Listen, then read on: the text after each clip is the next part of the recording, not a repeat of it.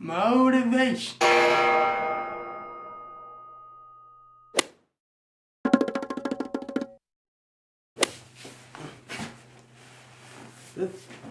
There are a lot of motivational videos out on the internet, right?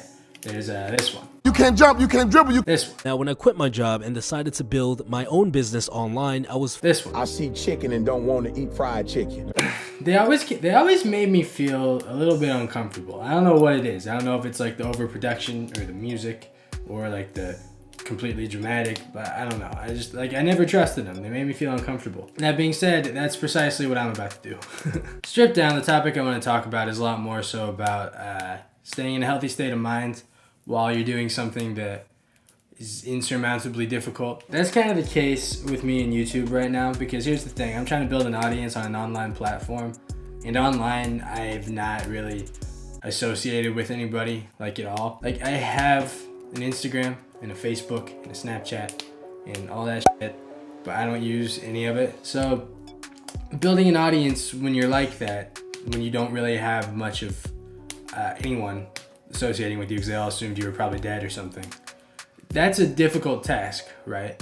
Some might even say impossible, but not me. And that's kind of the whole point behind this video. You're young, you're in America. America is a very cutthroat type of country. It's very competitive, and you're under a lot of pressure from a very young age. You're expected to go to college, you're expected to get your degree, you're expected to get your career going, and it's just kind of, it's like that. It's like nonstop from junior high till you're an adult. It's just constant like work, work, work. I'm not gonna criticize that, but you know, growing up in that culture, it can lead to a lot of people feeling very doubtful about themselves, very demotivated, and very kind of down. I noticed that a lot of people that I talk to, most of them, are either doubtful about their future or they're worried about it all the time. We're all under a shitload of pressure, right? To become something, to be something. We're expected to be beautiful. We're expected to be extremely hardworking and motivated 100%. And it makes it very, very easy to kind of run around with this constant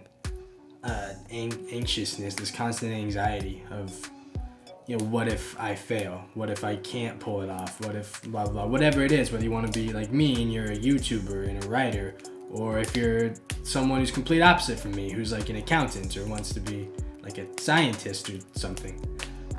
The pressure is the same type of feeling. You know, like for the college kid, there are like a bunch of classes and stuff. Keep up with homework and all that. My side is kind of different. It's very unstructured. It's very much about personal discipline, kind of setting up your own thing and then also sticking to it. So, I mean, they're different things, but it's the same at the core, right? Is kind of my point about that. We all kind of have a vision, right? We all have something that we see in our heads that we want to bring into fruition. I'm going to use artists here for this specific example, but J.K. Rowling began writing Harry Potter on napkins. Stephen King's wife rescued his first hit book from a trash bin. Eminem tried to commit suicide before he was famous. Do you see what I'm getting at? From the time when something is actually nothing, and then that something actually becomes something, there can be a hell of a lot of blank space between there. And in that blank space, there's a lot of room for dark feelings and for fatigue and exhaustion and lack of motivation and anxiety and all of these other things. There's a lot of room for that. And it's good. It's good to be able to look at yourself in a realistic light. It's good to be able to analyze what you're doing in a rational way and kind of weigh out the odds. But that's kind of where most people get lost, because whether you're going to succeed or whether you're going to fail, it's kind of the ultimate 50-50. Right? It's completely here. And what I think a lot of people, including myself, fail to realize is that we get to tip that scale either way, you know? And why do you get to tip that scale? Because it's your fucking scale, you know? And when people kind of find themselves in that spot where they're not really feeling the motivation, where they're not really feeling the energy to continue to go, here's the thing. In order to execute and to create the thing that you see in your head, a vision for a life that you want, a career that you want, or whatever, you're the most motivated when you're not even thinking about motivation.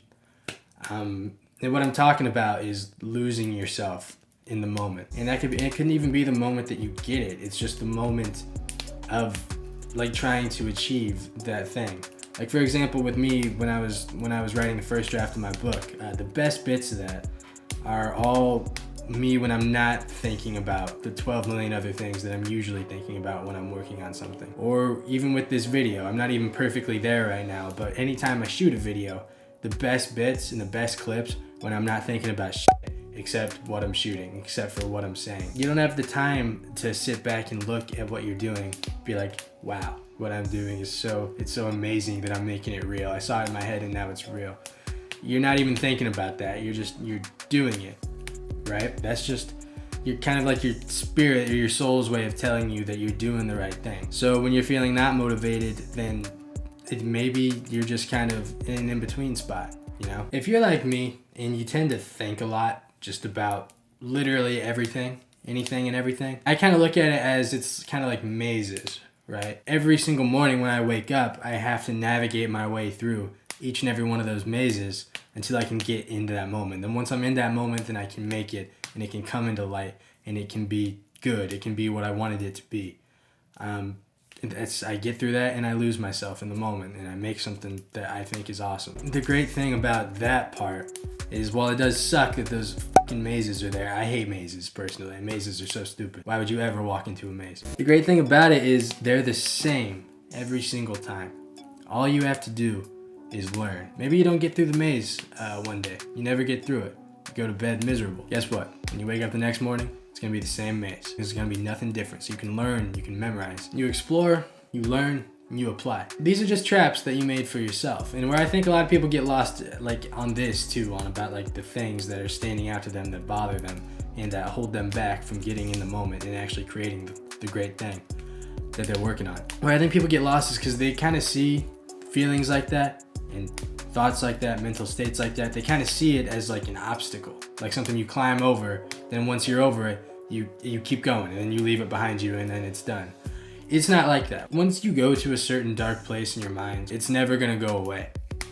You just learn it more and more. Learn your shortcuts. You learn your ways through all this shit. If you actually take that time to learn yourself, to apply these things, it will suddenly become so much easier for you to get to that point where you can lose yourself in what you're doing and be 100% connected to the creativity in yourself and to your mind and to that vision in your mind's eye. You're getting that vision for a reason. You're supposed to make it. If you see something in your head, the world wants you to make it. You're the one that doesn't want you to make it. I don't know why. I can't go that far. I don't understand why people that think a lot do this to themselves, but we do. The more you put yourself in situations where you have to learn yourself, the better this is all gonna get, the easier it's all gonna be. People say stop thinking when you think a lot. That's kind of right. They're skipping to the part where you just lose yourself in it. People like me, I don't know if you're the same way, we don't have like an off switch. You can't just be like, oh, lost in the moment. Everything's easy now. I can just do it and I'm good. Maybe I can be that way someday, I don't know, but I'm not right now at all.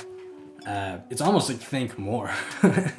Like, it's like, nah, keep thinking. Think a lot. Once you learn the patterns of yourself, once you learn how you kind of slow yourself down, you can learn how to outmaneuver yourself. And when we go back to Stephen King, J.K. Rowling, and Eminem, all three of those people, I guarantee you, think a lot about stuff. I don't know exactly who I'm talking to, like precisely whenever I talk to this camera, but I do have a sneaking suspicion that a lot of you guys are similar to me. Let me just tell you what I know real quick. When you're in that moment and you kind of, you can feel it, it's almost like a weird mix of like serenity and adrenaline, euphoria, I guess, but it's the most gratifying thing and it's so beautiful and it could be anything.